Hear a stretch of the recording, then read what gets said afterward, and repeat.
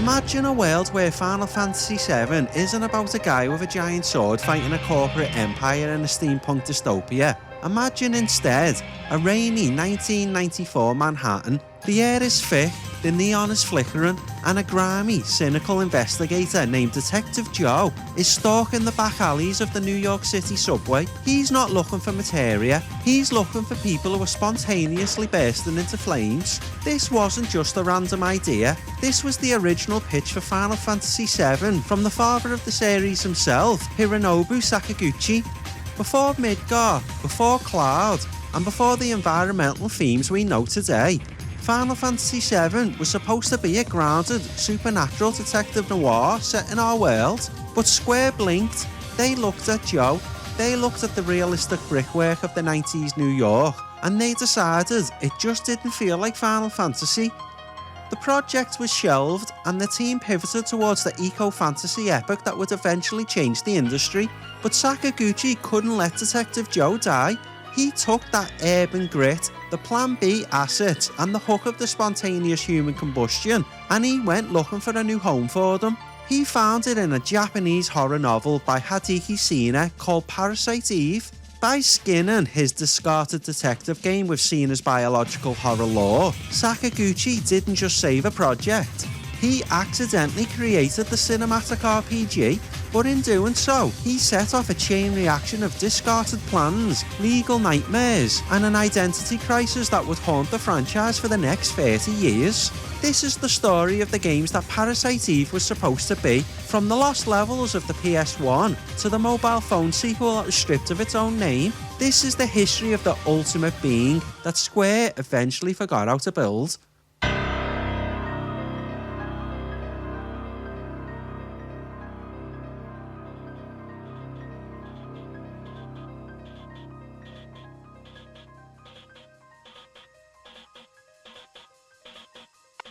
Welcome to the Index Archive, I'm Parasine, and today we're pulling a file that goes much deeper than the retail disc. When Parasite Eve finally took shape, it wasn't just a leftover of Final Fantasy VII, it was a deliberate attempt by Square to capture a very specific Japanese vibe called horror bunko.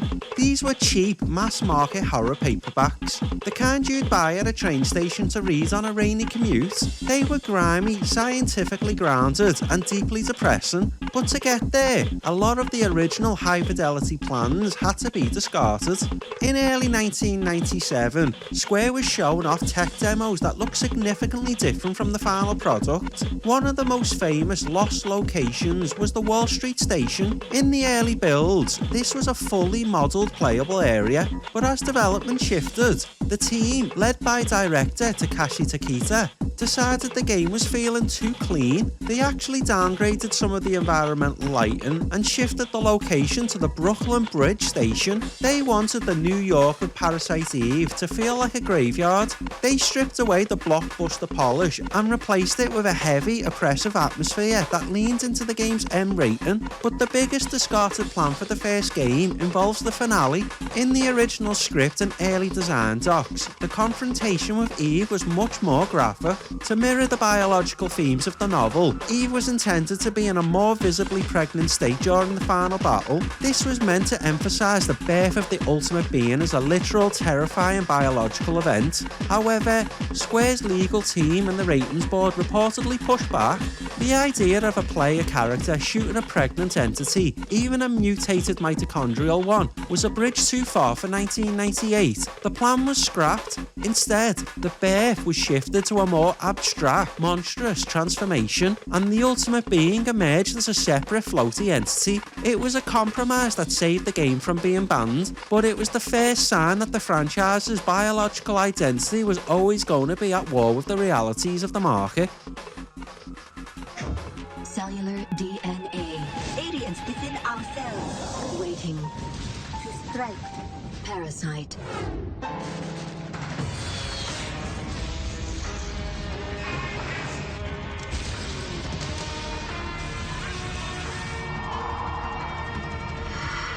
The worst foe lies within.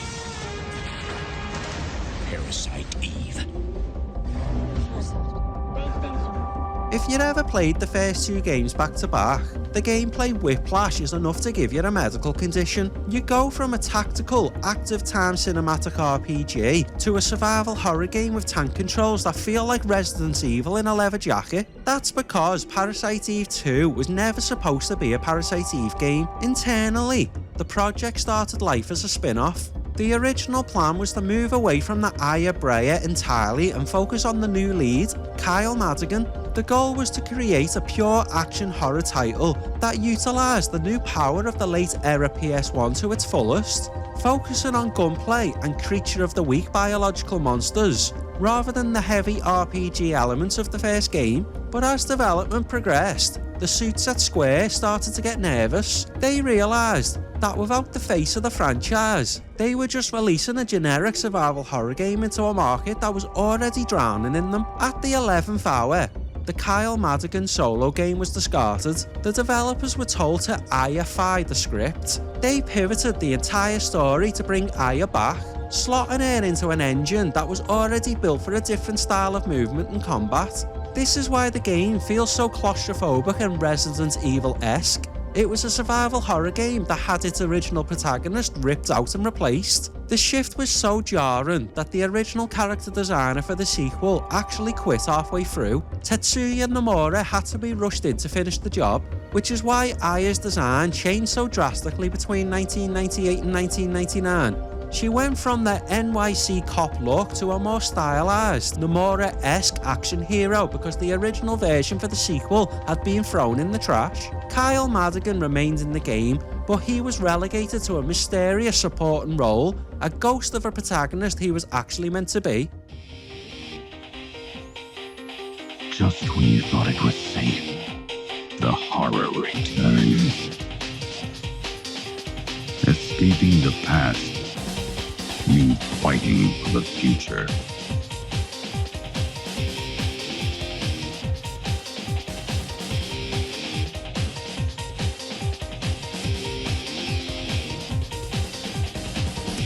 Parasite Eve II, rated M for mature. After the second game, the franchise didn't just slow down, it vanished. For over 10 years, Aya Brea became a ghost in Square's library. The discarded plan here wasn't just a specific game, but an entire era. During the PlayStation 2 years, when Square was firing on all cylinders with Final Fantasy X and Kingdom Hearts, a third Parasite Eve was frequently discussed in the halls of the company, but it never once hit the green light. The reason? A total breakdown in the relationship between Square and the original author Hideki Sena. Reports from the time suggest that Sena was deeply unhappy with the junk science of the second game. He felt the series had strayed too far from the philosophical and biological roots of his novel and turned it into a monster mash action series. Because he held the legal rights to the name, Square found themselves in a stalemate. They had the character, they had the fanbase, but they couldn't use the title Parasite Eve without his blessing, and that blessing wasn't coming. So instead of a PS2 trilogy closer, the team was disbanded. The DNA of the series was scattered. Its directors and artists were moved on to other projects, leaving the ultimate being to rot in a filing cabinet for a decade. By the time Square decided to dig the franchise back up, the original version was so far gone that they didn't even try to make a traditional sequel. They were about to pivot into the most controversial era of the series yet.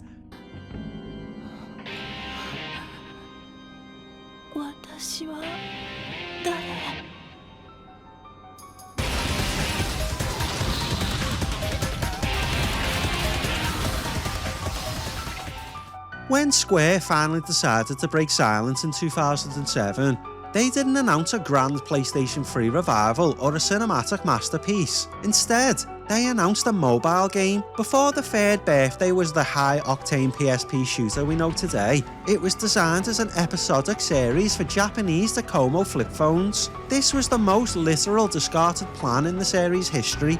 An entire game engine and story structure that was scrapped and rebuilt from the ground up. The original mobile concept was much smaller in scope. It was intended to be a top-down, mission-based tactical games that fans could play in short bursts on their commute. But as soon as the announcement hit, the backlash was immediate. Fans who had waited nearly a decade for Aya Brea's return didn't want a phone game. They wanted a blockbuster. Square listened, but it created a massive technical headache. They took the bones of the mobile project and tried to stretch them to fit the more powerful PSP hardware. This is exactly why the third birthday feels so segmented. The mission-based structure, the lack of a continuous open world like the Chrysler Building or the Mojave Desert, and the repetitive level design are all ghosts of its mobile origins. They discarded the platform, but they couldn't fully discard the limitations. By moving the game to the PSP, they gained better graphics and a faster combat system, but they lost the soul of the cinematic RPG. The series was no longer about exploration and atmosphere. It was a relic of a mobile phone era that the hardware had already outgrown. And as it turns out, the platform wasn't the only thing they had to change. They were about to realise that while they owned the character, they didn't own the story anymore.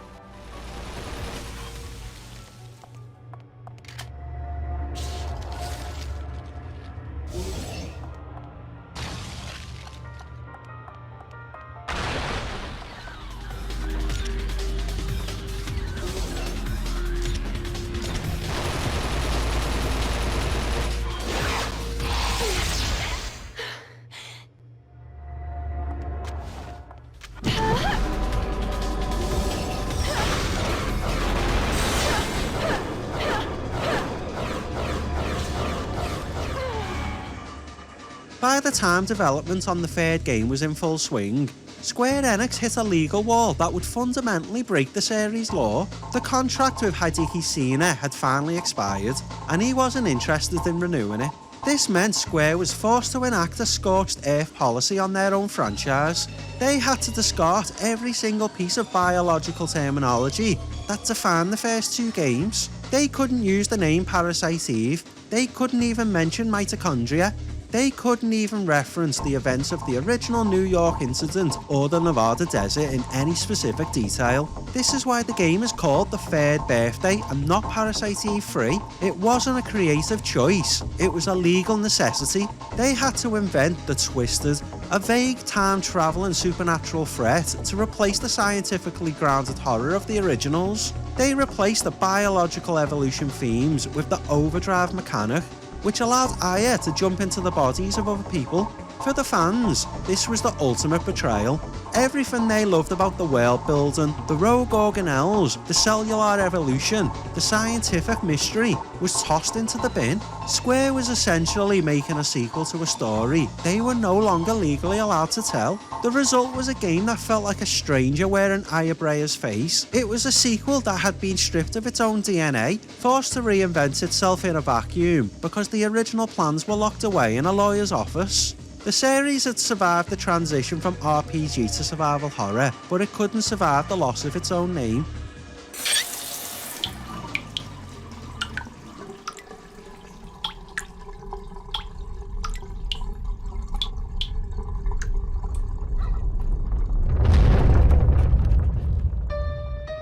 So where is Aya Brea today? Why haven't we seen a modern, high-definition remaster of the original PlayStation classic?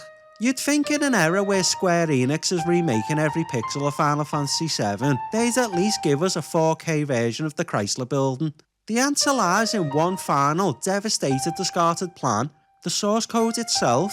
For years, rumours have circulated within the industry that the original master files for Parasite Eve were either lost or corrupted during Square's move to their new headquarters in the early 2000s. It's a tragedy that hit several of their PS1 era hits, including Final Fantasy VIII and Kingdom Hearts, forcing the company to virtually reverse engineer their own games from retail discs just to get them onto modern consoles.